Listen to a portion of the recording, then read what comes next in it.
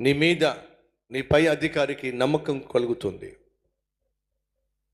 39వ అధ్యాయం ఆదికాండం మొదటి 3 వచనాలు 4 వచనాల్లో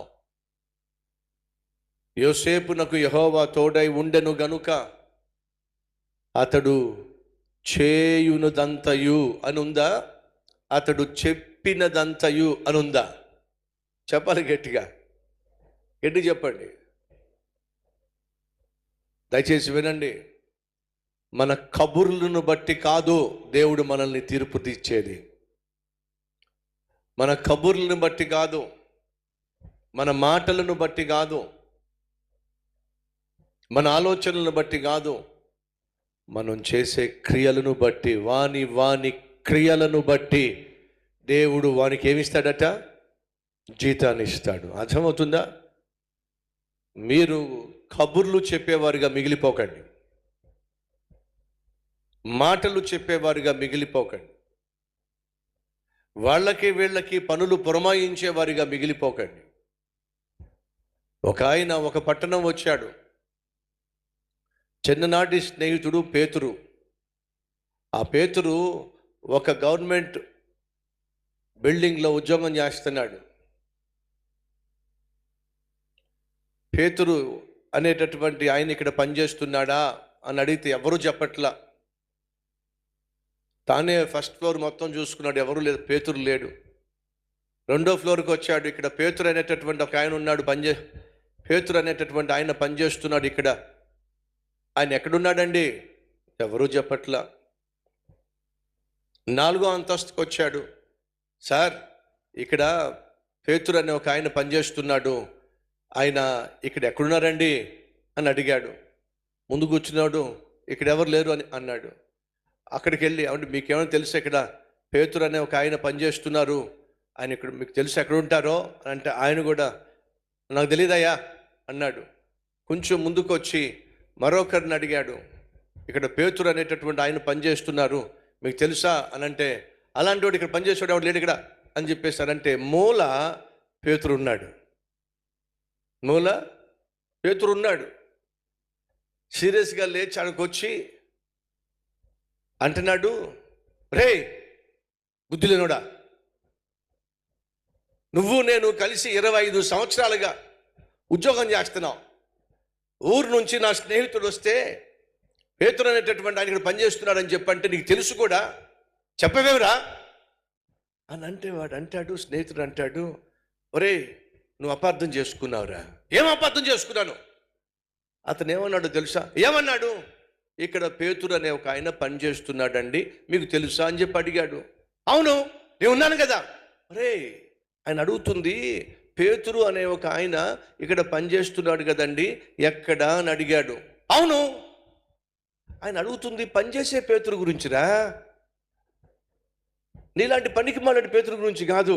నువ్వు ఎప్పుడు పనిచేసావురా? ఇక్కడ 25 సంవత్సరాల నుంచి ఉద్యోగం చేస్తున్నావు కానీ ఎప్పుడైనా పనిచేసావా? ఆయన అడుగుతుంది, ఇక్కడ పేతురు అనే ఒక ఆయన పనిచేస్తున్నాడండి, ఆయన ఎక్కడున్నాడండి అని అంటున్నాడు. నువ్వు పనిచేసేవాడు కాదు కాబట్టి నీ గురించి నేను చెప్పట్లా. అడుగుతున్న సహోదరి సహోదరులు, మీ సాక్ష్యము మీరు పనిచేస్తున్న చోట ఎలా ఉంది? మీరు ఏ కంపెనీలోనో పనిచేస్తే ఆ కంపెనీలో మీ పైన ఉన్న అధికారి అందరికంటే ఎక్కువగా నిన్ను నమ్మగలగాలి. అర్థమైందా? అమ్మ సహోదరి వింటున్నావా? సహోదరుడు వింటున్నావా? అదొక కంపెనీ కావచ్చు, ఒక విద్యా సంస్థ కావచ్చు, ఒక హాస్పిటల్ కావచ్చు, ఒక ఫ్యాక్టరీ కావచ్చు.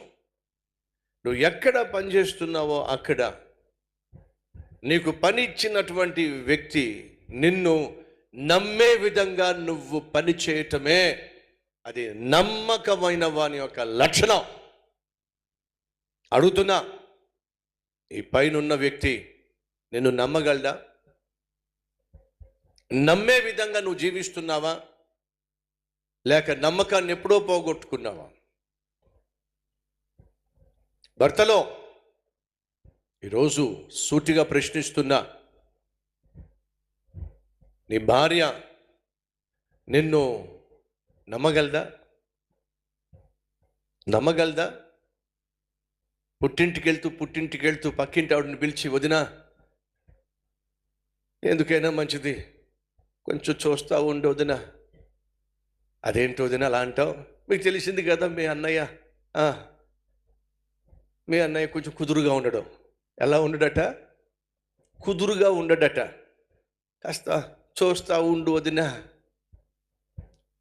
ఇలా పక్కింటి వాళ్ళకి ఎదురింటి వాళ్ళకి చెప్పెళ్ళాలా నీ గురించి. కాలు కుదురుగా ఉండదు, నోరు కుదురుగా ఉండదు, మనిషి కుదురుగా ఉండడు. నేను లేకపోతే మనిషి ఇంటికే రాడు. కాస్త చూస్తా ఉండు వదినా. అడుగుతున్నా, నీ భార్య నిన్ను ప్రేమిస్తుందేమో కానీ నీ భార్య నిన్ను నమ్ముతుందా? నీ భర్త నిన్ను ప్రేమిస్తున్నాడేమో కానీ నీ భర్త నిన్ను నమ్మగలడా? వినండి, ప్రేమించబడడం సులభం, నమ్మడం మాత్రం సులభము కాదు. కానీ నువ్వు గనుక నమ్మదగిన వ్యక్తివైతే నిజంగా దేవుడు నిన్ను ఆశీర్వదిస్తాడు. బైబిల్లో చక్కని మాట ఉంది, అతడు నా ఇల్లు అంతటిలో బహు నమ్మకమైన వాడు. ఎవరో చెప్పండి? మోషే. నా ఇల్లు అంతటిలో, నా ఇల్లు అనగా ఇశ్రాయేలు దేశం లేదా ఇశ్రాయేలు యొక్క వాళ్ళందరూ తన ఇల్లే. ఏ పని చెబితే మోషేకి ఆ పని చేశాడండి. లేవమంటే లేచాడు, బయలుదేరమంటే బయలుదేరాడు, ఆగమంటే ఆగాడు, ఏది చెప్పమంటే అది చెప్పాడు, ఏది చేయమంటే అది చేశాడు. కొండ మీదకి రా అంటే వచ్చాడు, పెందల కడ్నే లే అంటే లేచాడు. దేవుడు చెప్పింది చెప్పినట్టుగా చేశాడండి మోషే. ఫలితంగా దేవుడు అంటున్నాడు, మోషే నా ఇల్లు అంతటిలో బహు నమ్మకమైన వాడు. సహోదరులు, నమ్మకమైన వ్యక్తిత్వము, నమ్మదగిన తత్వం కలిగి జీవించండి.